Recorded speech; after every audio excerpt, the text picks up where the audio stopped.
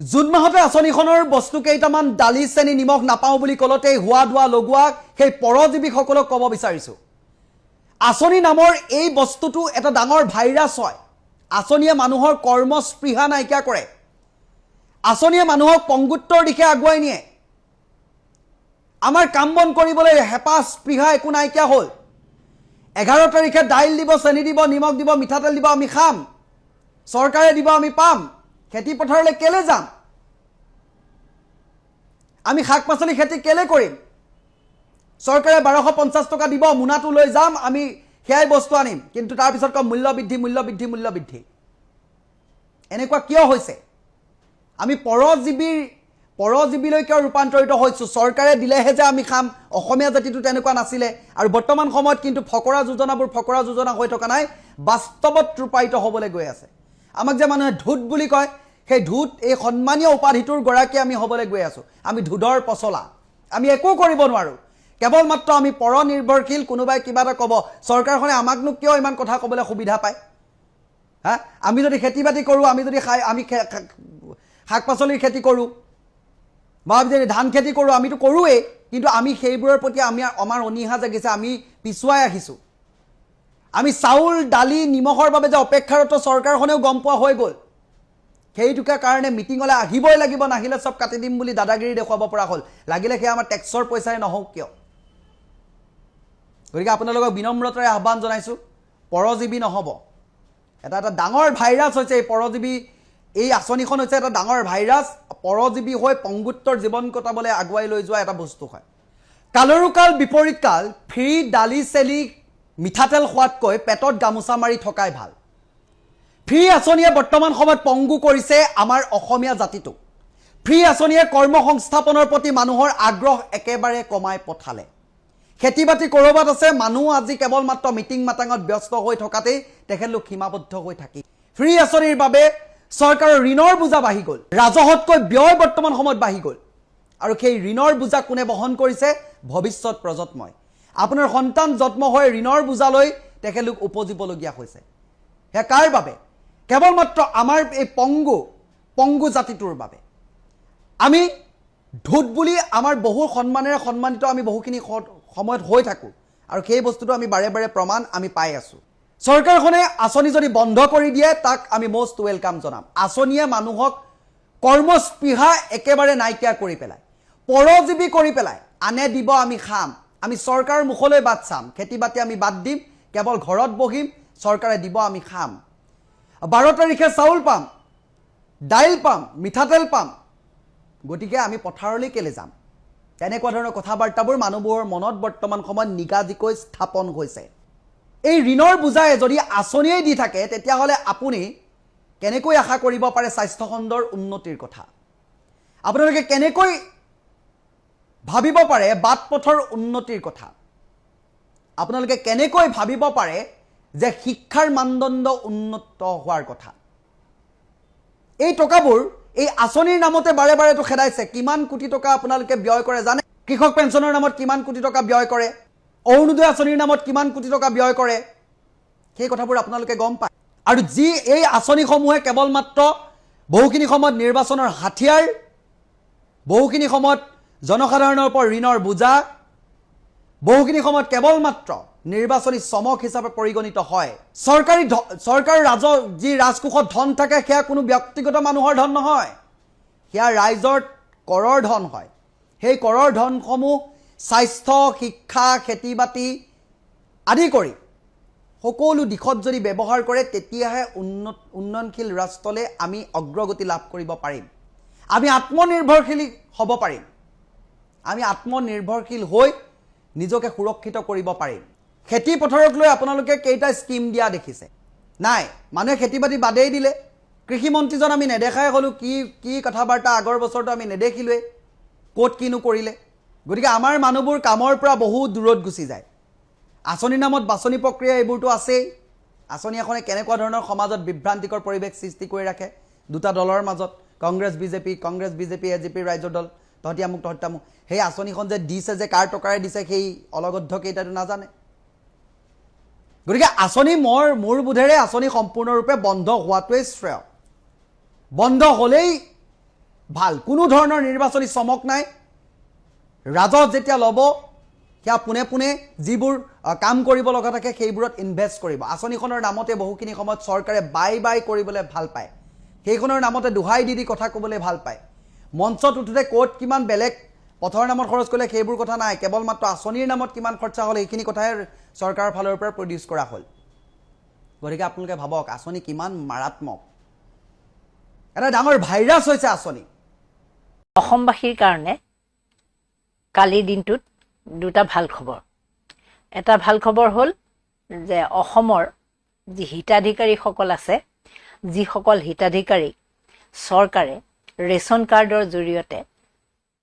100 টকাত দালি চেনি আৰু নিমখ দি আছিল সেয়া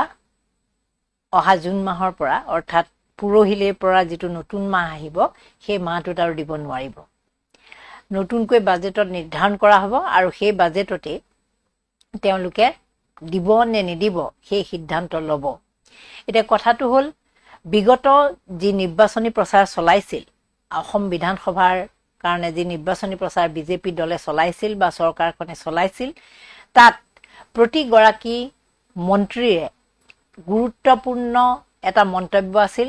যে আপোনালোকে সকলোখিনি পালে এতিয়া আৰু পাবলৈ বিশেষ বস্তু নাই তাৰ ভিতৰত বাৰে বাৰে মুখ্যমন্ত্ৰী গৰাকীয়ে এটা কথাই কৈছিল যে আপোনালোকে চাউল পাই আছে চেনি পাই আছে দালি পাই আছে নিমখ পাই আছে অহাবাৰ মিঠাতেলো দিব আৰু চাহপাতৰ কথাও চিন্তা কৰিছে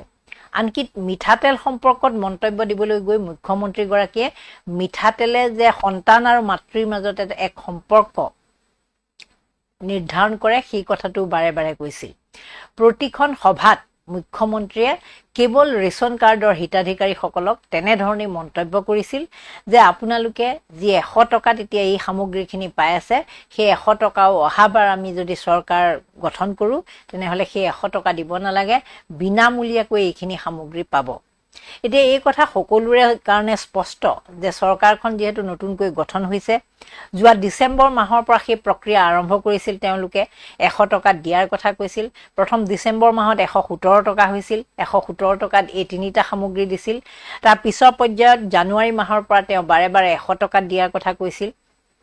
জানুৱাৰী ফেব্ৰুৱাৰী মাৰ্চ আৰু এপ্ৰিললৈকে দিয়া হ'ল তাৰ পিছত মে মাহত যেহেতু নতুনকৈ চৰকাৰ গঠন হ'ল গতিকে বাজেটত সেয়া ধৰিব লাগিব সেই কথা সকলোৱে জানে কিন্তু তাতকৈ ডাঙৰ কথাটো হ'ল যিটো সময়ত তেওঁলোকে নাপাবলগীয়া এটা পৰিস্থিতিৰ সৃষ্টি হ'ল বা চৰকাৰখন নতুনকৈ গঠন হ'ল চৰকাৰেও জানিছিল যে মে মাহত নতুনকৈ চৰকাৰ আহিব তাৰ পাছত তেওঁলোকে সিদ্ধান্ত ল'ব কিন্তু বৰ্তমান অত্যাৱশ্যকীয় সামগ্ৰীৰ যিটো হাৰত মূল্য বৃদ্ধি হৈছে পেট্ৰল ডিজেল ইন্ধনজাত সামগ্ৰীৰ মূল্য বৃদ্ধি গেছৰ ৰন্ধন গেছৰ মূল্য বৃদ্ধি এইবিলাকে মানুহক এক প্ৰকাৰ কুঙা কৰি পেলাইছে তাৰ উপৰি যিসকলে কৰ্মসংস্থাপন নিজে কৰবাত কাম কৰি কিবা এটা উপাৰ্জন কৰি আছিল কোনোবাই পকৰি দোকান এখন দি আছিল কোনোবাই চাহৰ দোকান এখন দি আছিল কোনোবাই হোটেলত ৰান্ধনী হিচাপে কাম কৰি আছিল এই সকলোবোৰ মানুহে এইখিনি সময়ত চৰম উদ্বিগ্নতাৰে সময় পাৰ কৰিব লগা হৈছে আৰু তেওঁলোকৰ বহুতেই কৰ্মসংস্থাপন হেৰুৱাইছে অসমৰ পৰা বিভিন্ন প্ৰান্তত যিসকলে বঢ়ি ৰাজ্যত সৰু সুৰা কাম কৰিবলৈ যায় তেওঁলোকৰ গৰিষ্ঠ সংখ্যকে উভতি আহিব লগা হৈছে এই কাৰণে যে ৰন্ধন গেছৰ মূল্য বৃদ্ধিৰ কাৰণে তেওঁলোকে যিবোৰ স্থানত চাকৰি বা কৰ্মসংস্থাপন লাভ কৰি আছিল সৰু সুৰা কাম কৰি আছিল তাত ৰন্ধন গেছ এভেইলেবল নোহোৱাৰ কাৰণে তেওঁলোকে ঘৰলৈ উভতি আহিব লগা হৈছে আৰু ঘৰলৈ উভতি আহিও তেওঁলোকে যেহেতু চাউল দাইলৰ পৰা আদি কৰি সকলো সামগ্ৰীৰ মূল্য বৃদ্ধি পাইছে এইখিনি সময়ত তেওঁলোকে কৰ্মসংস্থাপনো লাভ কৰা নাই গতিকে যথেষ্ট কষ্টত দিন পাৰ কৰিব লগা হৈছে আমি জানো যে কল্যাণকামী ৰাষ্ট্ৰ এখনৰ প্ৰধান উদ্দেশ্যই হ'ল যে সমাজৰ অতি দৰিদ্ৰ যিসকল লোক তেওঁলোকক যাতে যিকোনো প্ৰকাৰে তেওঁলোকে যাতে দুবেলা দুসাজ খায় নিজৰ জীৱন যাত্ৰা অব্যাহত ৰাখিব পাৰে কিবা এটা উপাৰ্জন কৰি খাব পাৰে সেই কামটো কৰি দিয়াটো সেই লক্ষ্য স্থিৰ কৰি চৰকাৰখনে তেনে লোকসকলক সহায় আগবঢ়োৱাটো প্ৰতিখন কল্যাণকামী চৰকাৰৰ আৰু কল্যাণকামী ৰাষ্ট্ৰৰ চৰকাৰবিলাকৰ হেতুৱে দায়িত্ব ভাৰতবৰ্ষ এখন কল্যাণকামী ৰাষ্ট্ৰ গতিকে এইখন দেশত যিসকল দৰিদ্ৰ লোক আছে দৰিদ্ৰ লোকসকলে যাতে দুবেলা দুসাঁজ খাবলৈ পায় তেওঁলোকৰ সন্তান সন্ততিয়ে যাতে শিক্ষা লাভ কৰে এই স্বাস্থ্যৰ সুবিধা যাতে লাভ কৰে তাৰ কাৰণে আচলতে চৰকাৰে বিনামূলীয়া স্বাস্থ্য সেৱা আৰু সৰ্বশিক্ষাৰ অধীনত যি বিনামূলীয়া শিক্ষা আগবঢ়ায় ইয়াৰ প্ৰধান লক্ষ্য হ'ল সেইটোৱে সেই উদ্দেশ্য আগত ৰাখিয়ে যিহেতু কল্যাণকামী ৰাষ্ট্ৰ হিচাপে ইয়াৰ আগতেও যি দলৰে চৰকাৰ নাথাকক কিয় আগতে কংগ্ৰেছৰ আছিল বা বেলেগ দলৰ যিবোৰ চৰকাৰ আছিল সকলোৱে কল্যাণকামী ৰাষ্ট্ৰ হিচাপে তেনেধৰণৰ কিছুমান পদক্ষেপ লৈছিল আমি সকলোৱে জানো দেশৰ 80 কোটি জনতাই এতিয়াও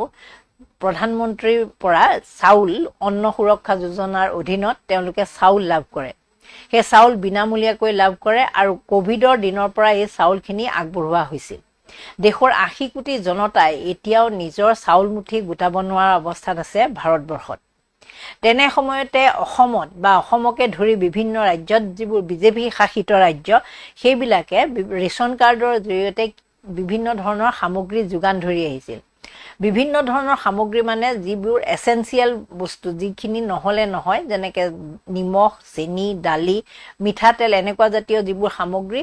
ৰাজ্যখনে প্ৰতি বেলেগ বেলেগ মহাৰাষ্ট্ৰতো তেনেধৰণে আগবঢ়োৱা হৈছিল মধ্যপ্ৰদেশতো আগবঢ়োৱা হৈছিল কিন্তু মহাৰাষ্ট্ৰত বিগত বৰ্ষত যেতিয়া চৰকাৰ পুনৰবাৰ বিজেপি আহিল তাৰ পিছৰ পৰা তেওঁলোকে এই সামগ্ৰীবোৰ দিয়া বন্ধ কৰিলে মহাৰাষ্ট্ৰ চৰকাৰ ইতিমধ্যে জনায়ো দিছে এটা বছৰ হ'ল এয়া বন্ধ হোৱা বিগত নৱেম্বৰ মাহৰ পৰা মহাৰাষ্ট্ৰত সুলভ মূল্যত সামগ্ৰী দিয়া বন্ধ আৰু তেওঁলোকে ঘোষণাও কৰিলে যে তেওঁলোকৰ পুঁজি নাই আৰ্থিক অনাটন চলি আছে গতিকে তেওঁলোকে সেই তেনেধৰণে সুলভ মূল্যত আৰু এই ধৰণৰ সামগ্ৰী আগবঢ়াব নোৱাৰিব অসমৰ ক্ষেত্ৰত সুলভ মূল্যৰ দোকানত 100 টকাত এই সামগ্ৰীখিনি দি আছিল তাৰ পিছত মুখ্যমন্ত্ৰীকে ধৰি বাকি মন্ত্ৰীসকলে কি কৈছিল আপোনালোকে এবাৰ চাই লওক এতিয়া লাহেকৈ ইলেকশন আহিব কংগ্ৰেছে কি কৈ আছে যে আহিলে এইবোৰ আঁচনি আমি বন্ধ কৰি দিম আমি কি কৈ আছো যে আজিতো 100 টকাত লৈ আছো ইলেকশনৰ পিছত দালি চেনি নিমখো বিনামূলীয়া কৰি দিম পইচা দিব নালাগে আৰু অকল বিনামূলীয়া দালি চেনি নিমখে নহয় আমাৰ চৰকাৰৰ দিনত পঢ়া শুনা কৰা লৰাৰ চৰকাৰী চাকৰিও বিনামূলীয়া এটকাও ঘোষ দিব নালাগে এয়া আছিল প্ৰধান মুখ্যমন্ত্ৰীৰ মন্তব্য এয়া তেওঁৰ সহযোগী সুহাত স্বৰূপে আন এগৰাকী মন্ত্ৰী জয়ন্ত মল্ল বৰুৱাৰ মন্তব্য তেওঁলোকে এনেধৰণে মন্তব্য দিছিল যে আপোনালোকে গোটেইখিনি বস্তু পালে এতিয়া মাত্ৰ মিঠাতেল আৰু চাহপাত পাবলৈ বাকি আছে এনেধৰণে মন্তব্য কৰাৰ পাছত যিসকল অৰুণোদয় হিতাধিকাৰী তেওঁলোক অত্যন্ত সন্তুষ্ট হৈছিল কাৰণ অৰুণোদয় হিতাধিকাৰী বেছিভাগেই ৰেচন কাৰ্ড হোল্ডাৰ মানে তেওঁলোকৰ ৰেচন কাৰ্ড আছে গতিকে তেওঁলোক অত্যন্ত সন্তুষ্ট হৈছিল তেওঁলোকে ভাবিছিল নতুনকৈ বিজেপি চৰকাৰ আহিব আৰু তেওঁলোকে সা সুবিধা লাভ কৰিব এইখিনি তেওঁলোকে কম মূল্যত পাব বা বিনামূলীয়াকৈ পাব সেইকাৰণে তেওঁলোক উৎফুল্লিত হৈ আছিল মই ইতিমধ্যে উল্লেখ কৰিছো যে ইন্ধনজাত সামগ্ৰীৰ মূল্য বৃদ্ধিৰ কাৰণে অত্যাৱশ্যকীয় সামগ্ৰী চাউলৰ পৰা সকলোবোৰ সামগ্ৰীৰ মূল্য বৃদ্ধি হোৱাত সাধাৰণ মানুহৰ অৱস্থা পানীত নচৰা হৈছে এই সময়ছোৱাত যদিও চৰকাৰে মেত নতুনকৈ সিদ্ধান্ত লোৱাৰ কথা আছিল বা বাজেটত এয়া পুঁজি হিচাপে ল'ব লাগিব কিন্তু এখন চৰকাৰৰ হাতত যেহেতু গোটেইখিনি ক্ষমতা থাকে চৰকাৰে জনতাক সকাহ দিবৰ কাৰণে তেওঁলোকে এই এটা পুঁজি নিৰ্ধাৰণ কৰি সেই প্ৰক্ৰিয়াটো যিকিটা বস্তু তেওঁলোকে বিনামূলীয়াকৈ দিয়াৰ কথা আছিল এই বিনামূলীয়াকৈ দিম বুলি কোৱা সামগ্ৰীকেইটা অন্ততঃ এইখিনি সময়ত কাৰণ যুদ্ধৰ এই ছমাহ পৰিস্থিতি বাৰে বাৰে প্ৰধানমন্ত্ৰী নৰেন্দ্ৰ মোদীয়ে কৈছে যে আগন্তুক ছমাহ অত্যন্ত সাৱধানে আমি চলিব লাগিব যাতে পৰিস্থিতি ভয়াবহ নহয় গতিকে আগন্তুক ছমাহলৈ সকাহ দিয়াৰ কাৰণে অন্ততঃ চৰকাৰে নিজাববীয়াকৈ এনেকুৱা কিছুমান সিদ্ধান্তৰ জৰিয়তে সেই অৰুণোদয় হিতাধিকাৰীৰ লগতে ৰেচন কাৰ্ডৰ হিতাধিকাৰীসকলক সহায় কৰিব পাৰিলেহেঁতেন কিন্তু চৰকাৰৰ আৰ্থিক অনাটন নিজৰ ইমান বৃদ্ধি পাইছে যে তেনেকুৱা ধৰণৰ কিছুমান পদক্ষেপ ল'বৰ কাৰণে তেওঁলোক নিজেই সক্ষম নহয় যাৰ কাৰণে আচলতে ৰাজহুৱাভাৱে তেওঁলোকে সুলভ মূল্যৰ দোকানীসকললৈ জাননীৰ জৰিয়তে এই সামগ্ৰীখিনি যে নাপায় সেই কথাটো জনাই দিছে আমি সকলোৱে জানো 1ৰ পৰা মাহ এটাৰ 1 তাৰিখৰ পৰা 10 তাৰিখৰ ভিতৰত এই সামগ্ৰীখিনি এভেইলেবল কৰা হয় গতিকে কালিলৈ মে মাহৰ অন্তিমটো দিন জুন মাহৰ প্ৰথম দিনটো আৰম্ভ হ'ব সোমবাৰে গতিকে তাৰ আগতে সুলভ মূল্যৰ দোকানীসকলক এনেধৰণে জনাই দিয়া হৈছে এতিয়া সমস্যাটো হ'ল এই যে মূল্য বৃদ্ধিৰ সময়ত এই সামগ্ৰীখিনি বন্ধ কৰি দিয়া, তাৰোপৰি অৰুণোদয় যিসকল হিতাধিকাৰীয়ে 1250 টকাকৈ পাই আছিল, সেইখিনিও তেওঁলোকে বিগত মাহত পোৱা নাই। আপোনালোক সকলোৱে জানে মাৰ্চ মাহতেই তেওঁলোকে পালে, একেলগে এটা পৰিমাণ পালে। এপ্ৰিল মাহত নিৰ্বাচনৰ কাৰণে নাপালে। মে' মাহতো তেওঁলোকৰ কোনো তেনেকুৱা ধৰণৰ ঘোষণা হোৱা নাই, আৰু কেতিয়াকৈ সেই পুঁজি পুনৰ আৰম্ভ হ'ব সেই ধৰণৰ তথ্যও এতিয়ালৈকে সেই হিতাধিকাৰীসকলে লাভ কৰা নাই। গতিকে তেওঁলোকৰ মাজত এটা অত্যন্ত মানসিক চাপত তেওঁলোক আছে, কাৰণ যেতিয়া চৰকাৰে এটা বস্তু দিম বুলি কয় আৰু সেইটো দি থাকে সঁচাকৈ, তাৰপিছত ঘপকৈ যেতিয়া বন্ধ হৈ যায়, মানুহৰ যিটো জীৱনৰ যিটো চলি থকা যিটো এটা তৰংগত যিটো চলি থাকে, সেই গতিটো ঘপকৈ ৰখি যোৱাৰ দৰে হয় বা ৰৈ যোৱাৰ দৰে হয়। আৰু যিটো প্ৰভাৱ ইতিমধ্যে আকৌ মূল্য বৃদ্ধিৰ হেঁচাই তেওঁলোকক জুৰুলা কৰি পেলাইছে। ইতিমধ্যে মই কৈছোঁৱে যে পকৰী দোকানৰ পৰা চাহৰ দোকানলৈকে বিভিন্ন কামত যিসকল লোক নিয়োজিত আছিল, তেওঁলোকেও চিলিণ্ডাৰৰ অভাৱত সেই কামবোৰৰ পৰা নিজকে আঁতৰাই আনিবলগীয়া হৈছে বা আঁতৰি থাকিবলগীয়া হৈছে। গতিকে মানুহৰ যিটো খোৱা খাদ্য বা স্কুলত ল'ৰা ছোৱালী পঢ়োৱা, সেই খৰচবোৰতো আৰু বন্ধ হৈ নাযায়। তাৰ লগত কিন্তু চৰকাৰী আঁচনিবিলাকে যি সহায় সহযোগিতা কৰি আছিল অকণমান হ'লেও, সেই সহায় সহযোগিতা বন্ধ কৰি দিয়াত বহুতে এতিয়া দিনতে সৰিয়হ ফুল দেখাৰ দৰে পৰিস্থিতিৰ সৃষ্টি হৈছে। কিন্তু সমান্তৰালভাৱে এইবোৰ এনেধৰণৰ পদক্ষেপ চৰকাৰে লৈছে যদিও, আৰু যুদ্ধ সদৃশ পৰিৱেশ সৃষ্টি হোৱাৰ কাৰণে সামগ্ৰীৰ মূল্য বৃদ্ধি পোৱা, এই ধৰণৰ কথা বতৰাবিলাক সাধাৰণভাৱে কৈ আছে বিজেপিৰ নেতা মন্ত্ৰীসকলে। আপুনি যদি বিজেপিৰ নেতা মন্ত্ৰীসকলক সোধে, সিদিনা কামাখ্যা প্ৰসাদ তাছা কাজিৰঙা লোকসভা সমষ্টিৰ সাংসদ, তেওঁ যেতিয়া মূল্য বৃদ্ধিৰ কথা সোধা হ'ল, তেওঁ একেবাৰে সহজভাৱে কি সামগ্ৰীৰ মূল্য বৃদ্ধি হৈছে এনেধৰণে মন্তব্য কৰি তেওঁ মাত্ৰ ক'লে যে যুদ্ধ যিহেতু লাগি আছে, সমগ্ৰ বিশ্বত ইয়াৰ প্ৰভাৱ পৰিছে আৰু তাৰ প্ৰভাৱৰ কাৰণে অসমতো মূল্য বৃদ্ধি হৈছে।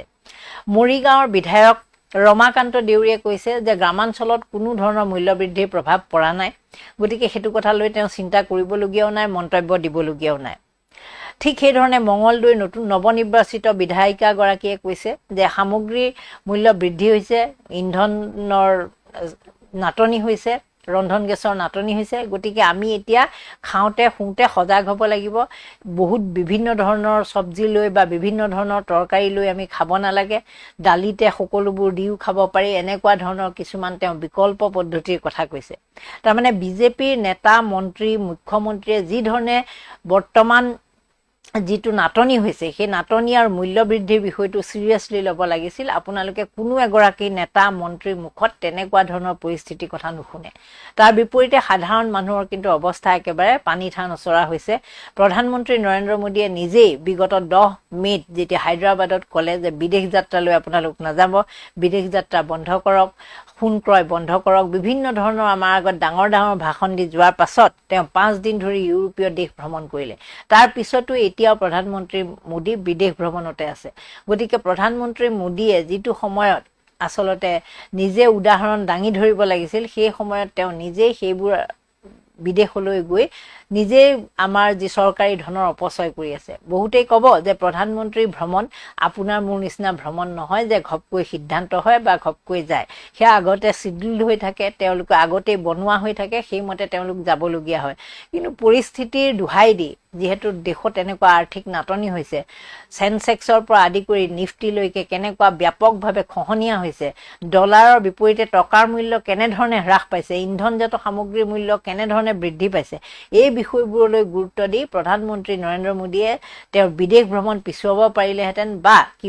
তেওঁ এতিয়া ইমান জৰুৰীভাৱে নগ'লেও হ'লহেঁতেন। কিন্তু প্ৰধানমন্ত্ৰী নৰেন্দ্ৰ মোদীকে ধৰি বাকী মন্ত্ৰীসকলৰ আচাৰ আচৰণত আপোনালোকে গম পাব যে কোনো ধৰণৰ তেওঁলোকে আচলতে এই বিষয়টোক চিৰিয়াছলি লোৱাই নাই। বাকী সাধাৰণ জনতাৰ কাৰণে কিন্তু এইটো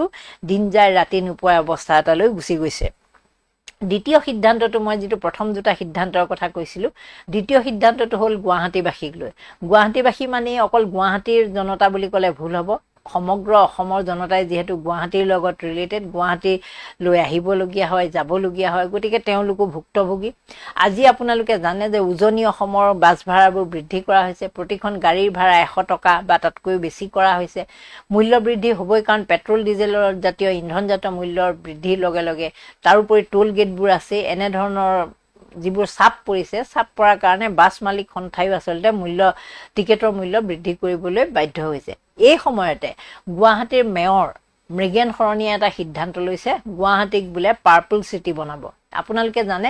জয়পুৰ পিংক চিটি, গুলপীয়া চিটি বুলি ক'লে আমি জয়পুৰ, ৰাজস্থানৰ জয়পুৰক জানো। এতিয়া তেওঁলোকে পাৰ্পল চিটি বনাব খুজিছে, বেঙুনীয়া মহানগৰ বনাব খুজিছে গুৱাহাটীক, যিখন গুৱাহাটীত এজাক কৃত্ৰিম বৰষুণত বিগত এপ্ৰিল মাহৰ 20 তাৰিখে যিটো বৰষুণ আহিছিল, সেই বৰষুণত যি কৃত্ৰিম বানপানী হৈছিল, সেই বানপানীত 4 গৰাকী মানুহে মৃত্যু খাবতিব লগা হৈছিল বিভিন্ন কাৰণত। কোনোবাই শ্লিপ কৰি, কোনোবাই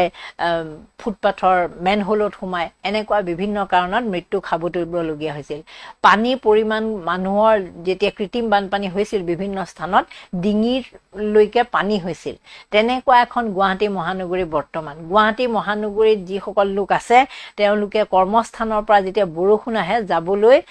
বৰষুণৰ গাজনি শুনিলেই তেওঁলোকে কৰ্মস্থানে ত্যাগ কৰিব লগা হয়, কাৰণ গুৱাহাটীৰ পৰা কৰ্মস্থানৰ পৰা ঘৰ কেতিয়া পাব তাৰ কোনো তেওঁলোকৰ অনুমান নাথাকে। ল'ৰা ছোৱালীক মানুহে স্কুললৈ পঠাব নোৱাৰে, 3-4 দিনলৈকে ল'ৰা ছোৱালী স্কুললৈ নোযোৱাকৈ থাকিব লগা হয় এজাক বৰষুণ আহিলে। সেই মহানগৰীখন এতিয়া মৃগেন শৰণীয়াই পাৰ্পল চিটি বনাব খুজিছে। গোটেই ৰাস্তাৰ কাষৰ যিমান দেৱালয় আছে, দেৱাল আছে, উপপথ আছে, ৰাস্তাৰ কাষৰ ঘৰ আছে, মল আছে, বাণিজ্যিক প্ৰতিষ্ঠান আছে, সেই সকলোবোৰৰ কালাৰ বোলে এতিয়া পাৰ্পল কৰিব, মানে বেঙুনীয়া কৰি পেলাব। বেঙুনীয়া কৰি তেওঁলোকে সৌন্দৰ্য বৃদ্ধিৰ চিন্তা চৰ্চা কৰিছে। কিন্তু এইজন মৃগেন শৰণীয়াই হয়তো গম নাপায় যে তেওঁলোকৰ GMCয়ে যেতিয়া নলা চফা কৰে, সেই নলা চফা কৰা যিখিনি মাটি বা বোকা ওলায়, সেই বোকাত 4-5 দিন পৰ্যন্ত ৰাস্তাৰ কাষত ড্ৰেইনৰ কাষত পৰি থাকে, আৰু এই বাৰিষা ছিজনত তেওঁলোকে সেই উঠাই যোৱা ড্ৰেইনৰ কাষৰ মাটি 4-5 দিন ধৰি যেতিয়া যাতায়াত কৰে, গাড়ী ঘূৰাই লৈ যায়, চকাত লৈ যায়, তেনেধৰণে পৰি বৰষুণত আকৌ সেইখিনি সোমাই যায়। সেইবোৰ বিষয়লৈ তেওঁলোকৰ কাণসাৰ নাই। য'ত কৃত্ৰিম বানপানীত মানুহে মৃত্যু খাবতিব লগা হৈছে, জীৱন বিপন্ন হৈছে, ব্যৱসায় বাণিজ্য মানুহে কৰিব নোৱাৰা পৰিস্থিতিৰ সৃষ্টি হৈছে। এজাক বৰষুণ আহিলে আপোনালোকে চাব, দোকানী পোহাৰীয়ে দোকান পোহাৰ সামৰি আধাতে গোটেই দিনৰ ব্যৱসায় বাণিজ্য বৰবাদ কৰি তেওঁলোক ঘৰলৈ গুচি যাব লগা হয়, কাৰণ সামগ্ৰী নষ্ট হ'ব, ঘৰলৈ যাব নোৱাৰিব। ল'ৰা ছোৱালী শিক্ষা গ্ৰহণ কৰিবলৈ স্কুললৈ যাব নোৱাৰে, আনকি পৰীক্ষা, জৰুৰী পৰীক্ষা অনুষ্ঠিত হ'ব লগা থাকিলেও সেই পৰীক্ষা তেওঁলোকে উপস্থিত হ'বগৈ নোৱাৰে। গতিকে তেনেকুৱা এটা পৰিস্থিতি চলি থকা সময়ত, এই বাৰিষাৰ সময়ছোৱাত, যিটো সময়ত সাধাৰণতে ঘৰ দুৱাৰ মানুহে ৰং কৰিব নোখোজে, কাৰণ ৰং কৰিলে এইখিনি সময়ত লোকচান হয়, বৰষুণ দিলে ৰংটো গুচি যায় বা বিভিন্ন ধৰণৰ সমস্যা হয়, এইখিনি সময়ত মেয়ৰগৰাকীয়ে সিদ্ধান্ত লৈছে যে গুৱাহাটীক বেঙুনীয়া মহানগৰ কৰিব। তাতকৈ যদি তেওঁলোকে ড্ৰাই ছিজনত, শুকান ছিজনত যদি এইটো সিদ্ধান্ত ল'লেহেঁতেন, আৰু বৰ্তমান যদি বাৰিষাৰ সময়খিনিত এইখিনিত য'ত যি কৰিব লগা আছে, নলা নৰ্দমা পৰিষ্কৰণৰ কাম কৰিলেহেঁতেন, তেতিয়াহ'লে গুৱাহাটীবাসী বা অসমবাসীয়ে হয়তো বিষয়টো শলাগ ল'লেহেঁতেন। কিন্তু তাৰ পৰিৱৰ্তে তেওঁলোকে এই ঘূৰ বাৰিষাৰ মাজত আৰু দিন আহিবলৈ আছে, এইখিনি সময়ত তেওঁলোকে গুৱাহাটীত ৰং দিয়াৰ কথা চিন্তা কৰিছে। আপোনালোকে বাসস্থান পৰ্যন্ত নিজৰ খৰচত ৰং দিব লাগিব, কাৰণ এই চৰকাৰে যদিও সিদ্ধান্তটো লৈছে, চৰকাৰী যি কাৰ্যালয় বা চৰকাৰী যি দেৱাল আছে সেইবিলাকতহে তেওঁলোকে ৰং দিব, কিন্তু বাকী বাহিৰ আপোনালোকৰ নিজৰ গেট বা আপোনালোকৰ নিজৰ বিল্ডিং, সেইবিলাক যে ৰং দিবলৈ কৈছে, সেয়া আপোনালোকৰ নিজৰ ধনেৰে ৰং দিব লাগিব। যিটো সময়ত মূল্য বৃদ্ধিৰ হেঁচা, যিটো সময়ত আপোনাৰ ঘৰত আপুনি পাকঘৰত গেছটো জ্বলাব পাৰিব নোৱাৰে, সেই চিন্তাত আপুনি থাকিব লগা হৈছে, সেই সময়ত মৃগেন শৰণীয়াৰ দৰে লোকে কি চিন্তা কৰি পাইছেগৈ আপোনালোকে ভাবি চাওক, যে গুৱাহাটীখন বোলে এই সময়ত বেঙুনীয়া কৰিব লাগে। তাৰ মানে ইয়াৰ পৰা কি বুজা যায়, যে যেনেধৰণে আমি গম পাওঁ যে বিধানসভাৰ অধ্যক্ষ, ইয়াৰ প্ৰাক্তন অধ্যক্ষ বিশ্বজিৎ দৈমাৰীৰ দিনত ভেনিটি কাৰৰ কথা চাগে আপোনালোকৰ সকলোৰে মনত আছে। সেই সময়ত বিধানসভাত ফুলৰ টাব সজোৱাৰ কথা চাগে আপোনালোকৰ সকলোৰে মনত আছে। আৰু শেহতীয়াকৈ সেই অধ্যক্ষৰ দিনত যে দুৰ্নীতি হৈছিল, তেনেকুৱা ধৰণৰ বিভিন্ন অভিযোগ উত্থাপিত হৈছে। আৰু আনকি লাগে সেই সময়ত নিযুক্তি দিয়া 26 গৰাকী কৰ্মচাৰীক ছাঁটাই কৰিব লগা হৈছে। গতিকে এনেধৰণৰ বিভিন্ন অভিযোগ এই চৰকাৰখনৰ বিৰুদ্ধে, স্বয়ং বিধানসভাতে যদি অধ্যক্ষৰ দিনত এনেকুৱা ধৰণে দুৰ্নীতি চলিছিল, তেনেহ'লে বিভিন্ন স্থানত কেনেকুৱা ধৰণৰ দুৰ্নীতি চলি আছে, য'ত মুখ্যমন্ত্ৰী নিজে থাকে তাতেই তেনেকুৱা ধৰণৰ যদি দুৰ্নীতি চলিছিল, বাকীবোৰ স্থানত কি ধৰণৰ, কি উদ্দেশ্যত মানুহে কাম কৰিব খোজে সেয়াও কিন্তু এটা বৃহৎ প্ৰশ্ন কাৰণ এই ভৰ বাৰিষাৰ দিনত গুৱাহাটীক পাৰ্পল চিটি বনাবলৈ যোৱাটো এটা ডাঙৰ কুৱেশ্যন মাৰ্ক হিচাপে বিবেচিত হৈছে কাৰণ এতিয়া কোনো ধৰণৰ ডাঙৰ বৃহৎ অনুষ্ঠান পাতিব লগা নাই এই সময়ত বাৰিষা সময়ত মানুহে তেনেকুৱা ধৰণৰ অনুষ্ঠান নাপাতে গতিকে এই সময়ছোৱা ৰৈ দিলেও কোনো ডাঙৰ ঘটনা নহ'লহেঁতেন কাৰণ এই সময়ত জৰুৰী আছিল ৰাস্তা পদূলি যি কৰবাত যদি স্লেব দাং খাই আছে সেইখিনি ঠিক কৰা ফুটপাথৰ তলৰ এইবোৰ যিবোৰ লেতেৰা সেইবোৰ চাফা কৰা এই ধৰণৰ কামবিলাকহে জৰুৰী আছিল কিন্তু এই সময়ত তেওঁলোকে জৰুৰী হিচাপে লৈছে গুৱাহাটীক পাৰ্পল চিটি হিচাপে ডিক্লেয়াৰ কৰাটো আৰু তাৰ লগতে আৰু এটা খবৰ আপোনালোকে নিশ্চয় পাইছে যে টেটৰ শিক্ষকসকলৰ কাৰণে টেটৰ শিক্ষকসকলে এতিয়া পুনৰ পৰীক্ষা দিব লাগিব যিসকলৰ 5 বছৰতকৈ কম চাকৰি আছে তেওঁলোক বাছি গ'ল 5 বছৰ থকাসকলে কিন্তু চাকৰি দিব লাগিব সেইটো এটা যদিও কেন্দ্ৰীয়ভাৱে এই সিদ্ধান্তটো হৈছে সকলো ৰাজ্যতে এইটো প্ৰযোজ্য হ'ব আমি সকলোৱে জানো অসমত 2012 চনৰ আগলৈকে কোনেও টেট পৰীক্ষা দি শিক্ষক হোৱা নাছিল গতিকে যিহেতু শিক্ষক 2012 চনৰ আগলৈকে হোৱা নাছিল সেই সকলোৱে এতিয়া টেট পৰীক্ষা দিব লাগিব আৰু তেনেধৰণে হিমন্ত বিশ্ব শৰ্মাই যে আগন্তুক দিনবিলাকত নিবনুৱা কৰ্মসংস্থাপন দিব সেই যে টেট পৰীক্ষা 2028 চনৰ 31 আগষ্টৰ ভিতৰত কমপ্লিট কৰিব নোৱাৰিলে যিসকলে চাকৰি হেৰুৱাব তাতে এইসকলে কৰ্মসংস্থাপন লাভ কৰিব কাৰণ হিমন্ত বিশ্ব শৰ্মাই এইবাৰ কৈছে যে তেওঁলোকে নতুন চাকৰি দিব এই নতুন চাকৰি যে দিব তাত নতুন লোকক অৱসৰৰ স্থানবিলাক আজিকালি নোহোৱা হৈ গ'ল যিবিলাক স্থানত অৱসৰ হয় যিবোৰ পোষ্ট ভেকেণ্ট মানে অৱসৰ হৈ ভেকেণ্ট হয় সেইবিলাক আজিকালি চৰকাৰে নোহোৱা কৰি দিয়ে তেনেধৰণে বহুতবোৰ শিক্ষক পোষ্ট নোহোৱা হৈ গ'ল এতিয়া স্কুলবিলাকত শিক্ষকৰ সংখ্যা কমি গ'ল এতিয়া চৰকাৰৰ যিহেতু অৱস্থা একেবাৰে পানী ধান নচৰা হৈ আছে এই সময়ত হিমন্ত বিশ্ব শৰ্মা চৰকাৰে এক সকাহ পাইছে যে টেটৰ জৰিয়তে 5 বছৰ যিসকলৰ বেছি চাকৰি আছে তেওঁলোকে টেট পৰীক্ষা দিব লাগিব আৰু বহুতেই হয়তো এই পৰীক্ষা পাতিৰ লগত যেহেতু বহু দিন জড়িত হৈ থকা নাই গতিকে তেওঁলোকে সকলোৱে যে ভাল কৰিব বা কৃতকাৰ্য হ'ব তেনেকুৱা কোনো কথা নাই তেওঁলোকে যিসকলে কৃতকাৰ্য নহ'ব সেই চাকৰি তেওঁলোকে হেৰুৱাব লাগিব আৰু সেই চাকৰিত নতুন মকৰল কৰি হ'লেও হিমন্ত বিশ্ব শৰ্মাৰ চৰকাৰে কিন্তু বাহ ল'ব পাৰিব এয়া হিমন্ত বিশ্ব শৰ্মাৰ কাৰণে এক আশীৰ্বাদ স্বৰূপ হ'ব চৰকাৰখনৰ কাৰণে তাৰ বিপৰীতে অৰুণোদয় হিতাধিকাৰী ৰেচন কাৰ্ডৰ হিতাধিকাৰীসকলৰ কাৰণে কিন্তু অত্যন্ত ভয়াৱহ দিন দুখৰ দিন আহি আছে কাৰণ তেওঁলোকৰ বাকীবোৰ আঁচনিৰ কথা নাজানো কি হয়গে কিন্তু এতিয়া সদ্যহতে যিটো তেওঁলোকক সপোন দেখুওৱা হৈছিল যে বিনামূলীয়াকৈ তেওঁলোকে ৰেচন পাব সেই বিনামূলীয়া ৰেচন আৰু কিমান দিনলৈ নাপাব ইতিমধ্যে মই কৈছোঁ যে বহুবোৰ চৰকাৰ বিজেপি চৰকাৰ চলি থকা প্ৰায়বোৰ ৰাজ্যত বিনামূলীয়া ৰেচনটো বাদ দিয়ক পইচা দি থকা ৰেচনো বন্ধ কৰি দিয়া হৈছে বিহাৰত আপোনালোকে জানে যে মহিলাসকলক 10,000 টকাকৈ নিৰ্বাচনৰ আগত দিয়া হৈছিল মাত্ৰ নিৰ্বাচনৰ দিন ঘোষণা কৰা আগদিনাখনলৈকে তেওঁলোকে তেনেধৰণে পইচা পাইছিল কিন্তু পিছৰ কিস্তিকেইটা আজিলৈকে পোৱা নাই গতিকে বহুতবোৰ কথাই ভাবিবলগীয়া আছে এই সময়ত আৰু চৰকাৰখনৰ যে আৰ্থিক অনাটনত ভুগিছে সেই কথাটো নিশ্চিত কাৰণ বহুবোৰ পদক্ষেপ বহুবোৰ ব্যয় হ্ৰাসৰ যি নীতি লৈছে সেই নীতিবোৰ কিন্তু বেছিভাগে দেখুওৱা নীতি আপোনাৰ মোৰ কাৰণে সেইবোৰ নীতি বাকি চৰকাৰীভাৱে সকলোবোৰ কাম তেনেধৰণে তেওঁলোকৰ ভিতৰত কিন্তু ঠিকেই চলি আছে আপোনালোকে এই বিষয়ে মন্তব্য দিব যে সঁচাকৈয়ে আগন্তুক দিনবিলাকত অৰুণোদয় হিতাধিকাৰী বা ৰেচন কাৰ্ডৰ যিসকল হিতাধিকাৰী আছিল তেওঁলোকৰ যি এই ঘোষণাটো কৰা হ'ল যে তেওঁলোকে সুলভ মূল্যৰ যি আগতে লাভ কৰি আছিল এবাৰ বিনামূলীয়াকৈ লাভ কৰাৰ কথা আছিল সেইটো বাজেটত ধাৰ্য কৰে নে নকৰে সেয়া নিৰ্ভৰ কৰিব চৰকাৰখনৰ আৰ্থিক স্থিতিৰ ওপৰত আপোনালোক সকলোৱে জানে যে চৰকাৰ আৰ্থিক স্থিতিৰ ঋণৰ ওপৰতহে বৰ্তমান নিৰ্ভৰশীল তাৰোপৰি আটাইতকৈ গুৰুত্বপূৰ্ণ কথাটো হ'ল যিসকল ৰেচন কাৰ্ড হোল্ডাৰ তেওঁলোকৰ পুনৰীক্ষণৰ ব্যৱস্থা কৰা হৈছে যে তেওঁলোক প্ৰকৃতাৰ্থত ৰেচন কাৰ্ড পাবলগীয়া মানুহ হয় নে নহয় এই কামটো চৰকাৰে আগতেই কৰিব লাগিছিল নিৰ্বাচনৰ আগত কাৰণ ইমানবোৰ মানুহক ৰেচন কাৰ্ডৰ জৰিয়তে 100 টকাত যেতিয়া সামগ্ৰী দি আছিল তেতিয়াই তেওঁলোকে ভাবিব লাগিছিল যে 100 টকাত সামগ্ৰী দিয়াটো আমি যিসকলক দি আছোঁ তেওঁলোক সকলোৱে কম মানে আয়ৰ মানুহ হয় নে নহয় কিন্তু চৰকাৰে এতিয়াহে সেই সকলোখিনি পৰীক্ষা কৰিব সকলোখিনি পৰীক্ষা কৰাৰ পাছত যিসকলে এক্সট্ৰাকৈ মানে অতিৰিক্তভাৱে পাই আছে তেওঁলোকৰ নাম কৰ্তন হ'ব ইয়াৰ জৰিয়তে চৰকাৰৰ এটা উদ্দেশ্য একেবাৰে জলজল পটপট হৈ পৰিছে যে ইয়াৰ আগতে যদি তেওঁলোকে নামবোৰ কাটি দিলেহেঁতেন তেনেহ'লে তেওঁলোকে সেই লোকসকলৰ ভোট নাপালেহেঁতেন তেওঁলোকে কেৱল ভোট বেংক সৃষ্টিৰ উদ্দেশ্যেহে যে তেনেধৰণে নামবোৰ অন্তৰ্ভুক্ত কৰিছিল সুলভ মূল্যৰ দোকানত লাইন পাতি সামগ্ৰী ল'বলৈ লগীয়া হৈছিল বা তেওঁলোকো সন্তুষ্ট হৈছিল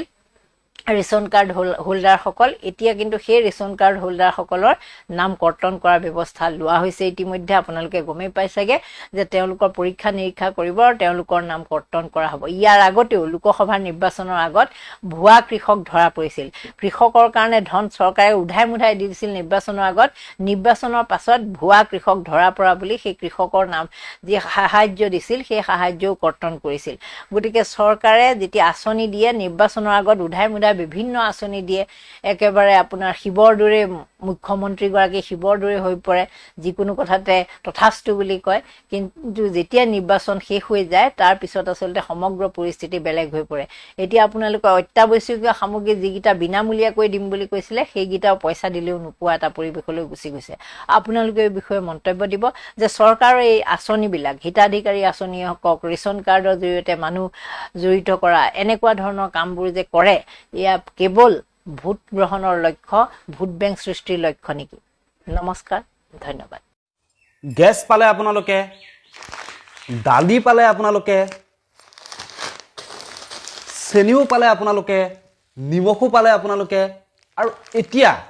যদি 1 লিটাৰকৈ আপোনালোকক মিঠাতেল দি দিয়ে নহয় আপোনালোকৰ ঝেমেলা খতম একেবাৰে খতম হয়নে নহয় আৰু সেইটো কাৰণে কি কৰিব দিছিল আকৌ এবাৰ নিশ্চয় আপোনালোকৰ মনত আছে আৰু আপোনালোকে সেইদৰে যিদৰে প্ৰতিশ্ৰুতি তেওঁলোকে দিছিল সেই প্ৰতিশ্ৰুতিবোৰ ৰক্ষা কৰি ইভিএমত গৈ টিট আৰু এতিয়া আগন্তুক মাহৰ পৰা এই চেনি এই দালি এই নিমখ সকলোবোৰ বন্ধ যি আপোনালোকে 117 টকা দি প্ৰথমতে 117 টকা দিছিল তাৰপিছত 100 টকা দি এই চেনি দালি নিমখ ইত্যাদিবোৰ পাইছিল চৰকাৰৰ ফালৰ পৰা সুলভ মূল্যত সেয়া এতিয়াৰ পৰা সম্পূৰ্ণৰূপে বন্ধ আগন্তুক মাহটোৰ পৰা কিন্তু আগৰ প্ৰতিশ্ৰুতি কি আছিল আগৰ প্ৰতিশ্ৰুতি দিছিল যে গেছ দিম গেছ আপোনালোকে পাইছে দালি চেনি আপোনালোকে সকলো পাইছে কিন্তু আমাক নিৰ্বাচনত জিকাই দিয়ক তাৰপিছত আপোনালোকক 1 লিটাৰকৈ মিঠাতেল দিম তাৰপিছত এজনে আকৌ কৈছিল যে আপোনালোকক আমুল তাজা পৰ্যন্ত দিম আৰু কি ফিৰ লাগে আপোনালোকক আৰু এতিয়া সকলোবোৰ ফুটুকাৰ ফেন লংকাত জিয়ে যায় তেৱেই ৰাৱণ হয় গতিকে এই আভুৱা ভৰা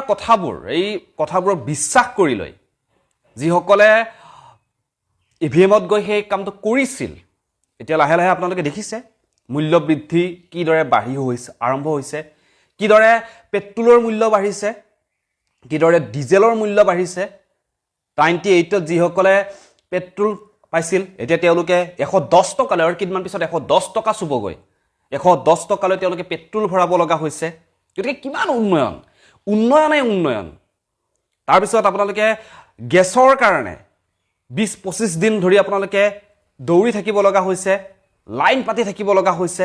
আগতেতো আপোনালোকৰ ইমান অসুবিধা হোৱা নাছিল আগতেতো আপোনালোকে পায়েই আছিল গতিকে আৰু কিমান উন্নয়ন লাগে আৰু কিমান বিকাশ লাগে নহয় জানো যিবোৰ কথাত আচলতে গুৰুত্ব দিব লগা হয় আচলতে এই কথাবোৰ মূল্য বৃদ্ধি আৰু যি লাহে লাহে সকলো বস্তুৰে যি ধৰণে দাম বাঢ়ি আছে এতিয়া ক'ব যে যিহেতু যুদ্ধ হৈ আছে যুদ্ধৰ কাৰণে মূল্য বৃদ্ধি হৈ আছে আচলতে এই কথাবোৰত গুৰুত্ব দিয়াৰ সলনি বৰ্তমান গুৰুত্ব দি থকা দেখা গৈছে কোনবোৰ কথাত কোনে কেইজনীলৈকে বিয়া পাতিব পাৰিব লিভিং ৰিলেশ্যনশ্বিপত কোন থাকিব পাৰিব ইত্যাদিবোৰ কথাত গুৰুত্ব দি থকা হৈছে আৰু আমাৰ সাধাৰণ যিসকল খেতিয়ক সেই খেতিয়কসকলে তেওঁলোকৰ যি খেতি সেই খেতিবোৰতো কিন্তু উচিত মূল্য পোৱা দেখিবলৈ পোৱা হোৱা নাই বৰ্তমান এই সময়খিনিত গতিকে তেওঁলোকে যি প্ৰতিশ্ৰুতি দিছিল সেই প্ৰতিশ্ৰুতি এতিয়া তেওঁলোকে আগন্তুক সময়ত কেনেকৈ ৰক্ষা কৰে সেয়া আপোনালোকে দেখা পাব কিন্তু নিৰ্বাচনত জয়ী হোৱাৰ পিছ মুহূৰ্ততে এই সকলোবোৰ বেন কৰি দিয়াটো এই সকলোবোৰ বন্ধ কৰি দিয়াটো কিন্তু বৰ আচৰিত কথা নহয়নে গতিকে কি ক'ব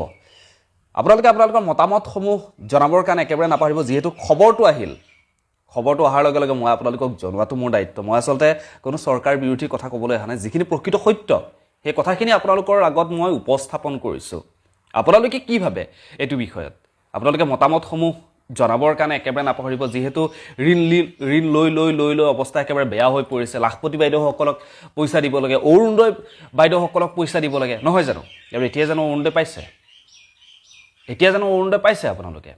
এইবোৰ নিজেই প্ৰশ্ন কৰকচোন। পাব, চিন্তা কৰিব নালাগে। আপোনালোকে ইমান চিন্তা কৰিব নালাগে, চব পাব। দালি, চেনি, নিমখ, ৰন্ধন গেছ সকলোখিনি আপোনালোকে পাব। কেতিয়া পাব জানে? নিৰ্বাচনৰ আগত আকৌ পাব। গতিকে তেতিয়ালৈকে অপেক্ষা কৰক আৰু আকৌ এবাৰ বাই বাই। নমস্কাৰ, জয় অসম, জয় জুবিন, ভাৰত মাতাৰ জয়। ৰাম নাম জপনা পৰায়া মাল আপনা। এইষাৰ কথা অসমবাসীক লৈ এইকাৰণে ক'লো, কাৰণ অসমৰ কথা এষাৰে থাকে, কাৰণ অসমীয়াৰ মুখ বুলি এষাৰ ভাষা থাকে, আমাক খাৰ খোৱা বুলি কয়। তাৰেই প্ৰমাণ আজি অসমত কি হ'ল, সমবায়ৰ যিটো বিনামূলীয়া 100 টকীয়া যিটো আপোনালোকৰ চেনি আছিলে, দালি আছিলে আৰু নিমখ, সেইটো জুন মাহৰ পৰা আমাৰ মানুহখিনিয়ে নাপায়। আৰু লগতে যিখন গভৰ্ণমেণ্টে এইটো দিব নোৱাৰে, লগতে যিটো আমাৰ মিউনিচিপালিটি চফা কৰা যিটো মানে স্থান আছিলে, চফা কৰা যিটো গভৰ্ণমেণ্ট এমপ্লয়বোৰ আছিলে, তেওঁলোকক আমি 30 টকাকৈ দিব লাগিব গুৱাহাটীবাসীয়ে। আৰু লগতে যিমানবোৰ আমাৰ বিল বাঢ়িলে, লাইটৰ বিল মানে ইমান বেছি বাঢ়িছে যাক ভাবিব নোৱাৰোঁ, ক'ব নোৱাৰোঁ। মানে লাইটৰ বিল দিবৰ কাৰণে মানে অশান্তিকৰ, মানে সেইটো আমি লাইটৰ বিল দিব পৰা নাই। আচলতে লাইটৰ বিলত বস্তুবোৰৰ আকাশলংঘী দাম, আৰু লগতে পেট্ৰল ডিজেলৰ দাম বাঢ়িলে। তো এইষাৰ কথা মই এইকাৰণে ক'লোঁ, কাৰণ যি অসমত আজি এইটো গভৰ্ণমেণ্টে 5টা বছৰত 100 কোটি টকাৰ ওপৰতো তেওঁলোকে অস্থায়ী পেণ্ডেলত খৰচা কৰিছে। এই গভৰ্ণমেণ্টে লোন লৈ পেলাই এতিয়ালৈকে তেওঁলোকৰ 13,000 কোটি টকাৰ ওপৰত লোন হ'ল অসমবাসীৰ। সেই গভৰ্ণমেণ্টে কেলেই আজি আমাৰ মানুহখিনিক ৰেচন কাৰ্ডৰ মানুহখিনিক খোৱাটো দিব নোৱাৰে? কাৰণ এইখিনি ডাঙৰ কথা। চাউলটো দিব চাগে বা নিদিব নাজানো, আৰু তেওঁলোকৰ যিটো আঁচনিৰ নামত যিটো মাধমাৰ আমাক, হয়নে নহয়, তেওঁলোকৰ আমাৰ অসমক যিটো মাধমাৰ দিলে, সেই কথাষাৰ কৈ দিওঁ। অসমৰ ISBT ৰিচেণ্টলি বিক্ৰী গ'ল 12 লাখ টকাত, দীঘলী পুখুৰী বিক্ৰী গ'ল 37 লাখ টকাত, অসমীয়া স্কুল 9,000ৰ ওপৰতো লুপ্ত হৈ গ'ল, পাৰ্চনেল স্কুল বান্দিয়া সেইবোৰত মানুহে পঢ়িবৰ কাৰণে যাব লাগিব। যিটো অসমত মানুহৰ মানে ইমান আৰ্থিক অভাৱ, যিটো অসম দুখপ্ৰায়ণ ৰাজ্য বুলি মই ক'ম, হয়নে নহয়? গতিকে এই দুখৰ ৰাজ্যত যিটো আমাৰ অসমবাসীয়ে যদি সেইখিনি আমি মানে বহন কৰিম কেনেকৈ?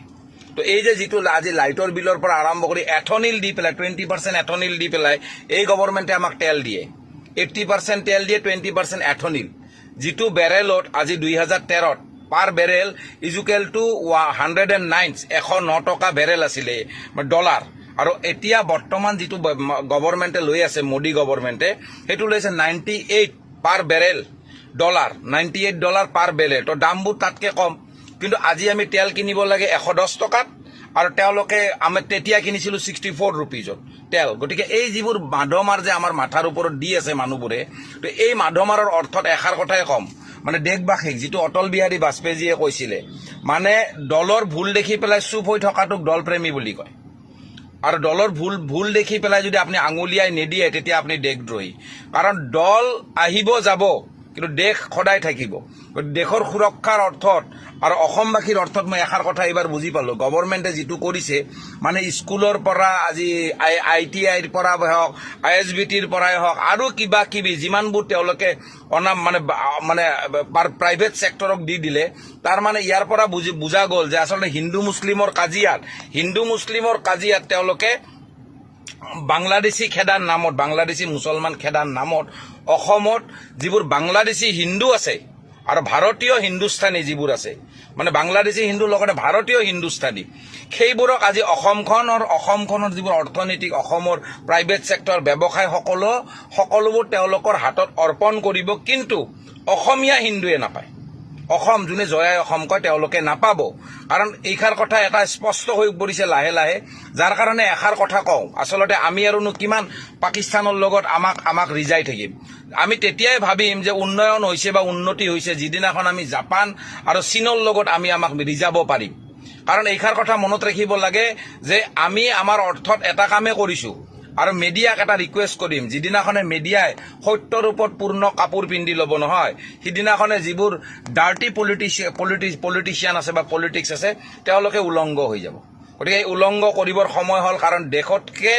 মমায়ো ডাঙৰ নহয়, দেশতকৈ কোনো দলো ডাঙৰ নহয়, দেশতকৈ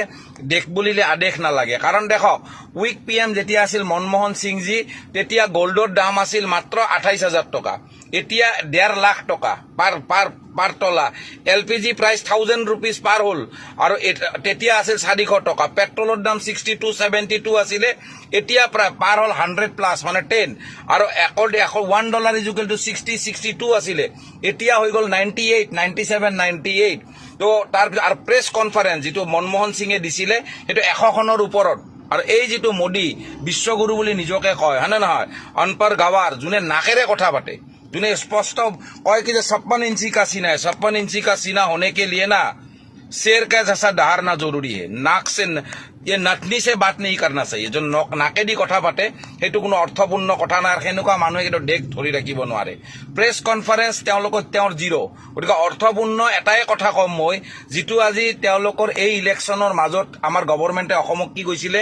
ষ্টেজত উঠি ইমানে ষ্টেণ্ডাৰ্ড যে আপোনালোকক এবাৰ তেল দিম চাপাত দিম বিনামূলীয়াকে পাব হয়নে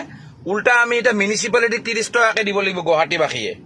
গতিকে তেল দিম চালি দিম বুলি কয় আহা মাহৰ এইটো 1 তাৰিখৰ পৰা অসমবাসীৰ পিঠিত এইটো কয় কি নাৰিকলেৰে মানে ঠেটেলোৱা বুলি কয় গতিকে অৰ্থপূৰ্ণ এটাই 5 বছৰত তেওঁলোকে 100 কোটি টকাৰ ওপৰত অস্থায়ী পেনেলত মানে টেম্পৰাৰী পেণ্ডেলত ইউজ কৰিছে গতিকে কথাবোৰ এনেকুৱা জানিব লাগিব কাৰণ যিবোৰ আজি আমাৰ অসমত হৈ আছে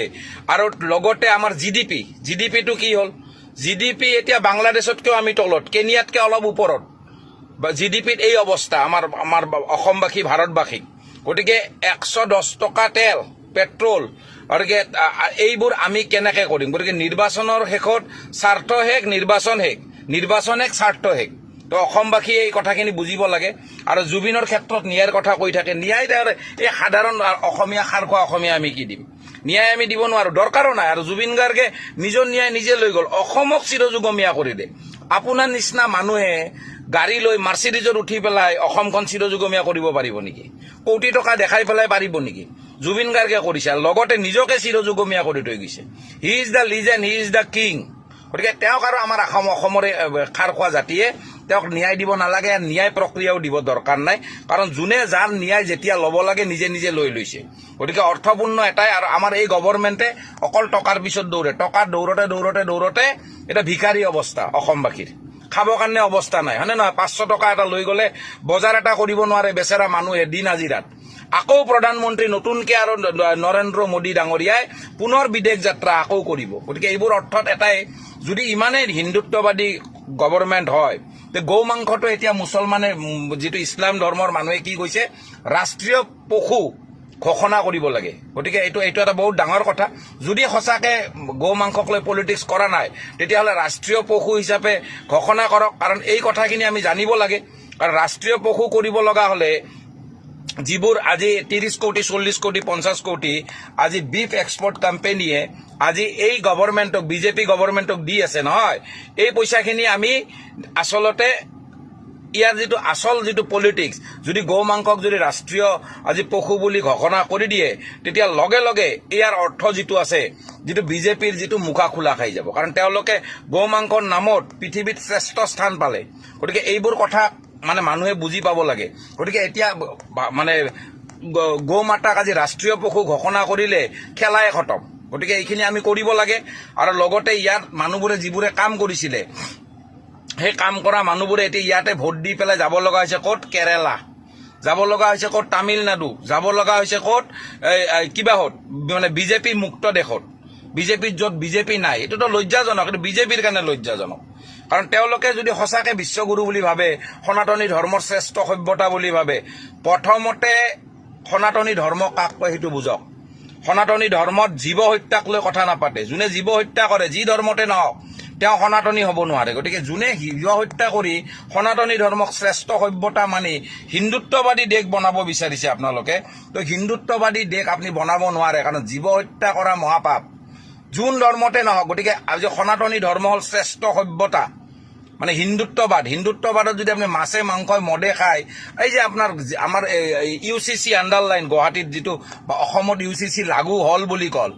মই এইটো last question to the CM of Assam জানিব বিচাৰো কাৰণ এই বাৰে কৈছো অসমৰ CM হওক ভাৰতক জনজাগৰণ হ'ব গৈ আছে ভাৰতবৰ্ষ আমাৰ অসম আমাৰ আমি অসমীয়া, আমি সনাতনী। গতিকে আমাক জানিব লাগিব, কাৰণ অসম আৰু ভাৰতত অশান্তি হোৱাটো, অসম আৰু ভাৰত ধ্বংস হৈ যোৱাটো আমি কেতিয়াও নিবিচাৰোঁ। কাৰণ আমি সচেতন নাগৰিক, লগতে আমি আমাৰ দেশক দেশ প্ৰেম আছে, জাতি প্ৰেম আছে, মৰম আছে, শ্ৰদ্ধা আছে। গতিকে এই যে কৈ থাকে UCC লাগু হ'ল, UCC লাগু হ'ল, প্ৰথমতে মদৰ দোকানকেইটা অসমত বন্ধ কৰি কেলে নিদিয়ে? ইনাৰ লাইন পাৰ্মিট ক্লিয়াৰেন্স কেলে নিদিয়ে? আৰু গৌ মাংসক লৈ যে কাজিয়া, মুছলিম হিন্দুক লৈ কাজিয়া কৰি আছে, Nagaland, Manipur, Arunachal, all over India, underline, এইবোৰ যিবোৰত গৌ মাংস সকলোতকৈ বেছি বিক্ৰী হয়, মানে কাউ বিফ, গতিকে সেই বস্তুবোৰ বন্ধ কৰি কেলে নিদিয়ে গভৰ্ণমেণ্ট, ইণ্ডিয়া গভৰ্ণমেণ্টে? অসম গভৰ্ণমেণ্টে কনচাৰ্ণ ল'ব লাগে। গতিকে মদৰ দোকান বন্ধ কৰি দিয়ক, গুটখা বন্ধ কৰি দিয়ক, তেতিয়াহে কম সনাতনী ধৰ্মৰ শ্ৰেষ্ঠ সভ্যতাক আপোনালোকে চুব পাৰিছে। গতিকে মদৰ দোকান আপুনি দিছে, দি পেলাই আপোনালোকে কৈ আছে এইটো নহ'ব, সেইটো নহ'ব, বিয়া নহ'ব, এইটো নহ'ব। বিয়া মানে কি? বিয়া হ'ল 7টা জনমৰ এটা অটুট বন্ধন, সৰগীয় এটা চৰিত্ৰ। ইয়াক গিভ এণ্ড টেক পলিচিত নচলেতো। গতিকে গিভ এণ্ড টেক পলিচি যোনে কৰিছে, এষাৰ question to the Hemanta Biswa Sarma. শ্ৰীকৃষ্ণই বিয়া কাক পাতিছিলে, ভাল কাক পাইছিলে, আৰু শ্ৰীকৃষ্ণক কোনে ভাল পাইছিলে? শ্ৰীকৃষ্ণৰ কিমান গোপিনী আছিল? 16,000। বিয়া পাতিছিলে ৰুক্মিণীক,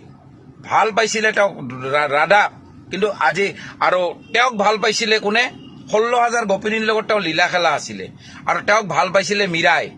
গতিকে এই কথাবোৰ জানিব লাগিব অসমবাসী, ভাৰতবাসী। যদি তেওঁ যদি হয়, এতিয়া কৃষ্ণক আপোনালোকে কি বুলি ক'ব? এই সনাতনী ধৰ্মৰ শ্ৰেষ্ঠ সভ্যতাটোক মই প্ৰশ্ন কৰিছোঁ,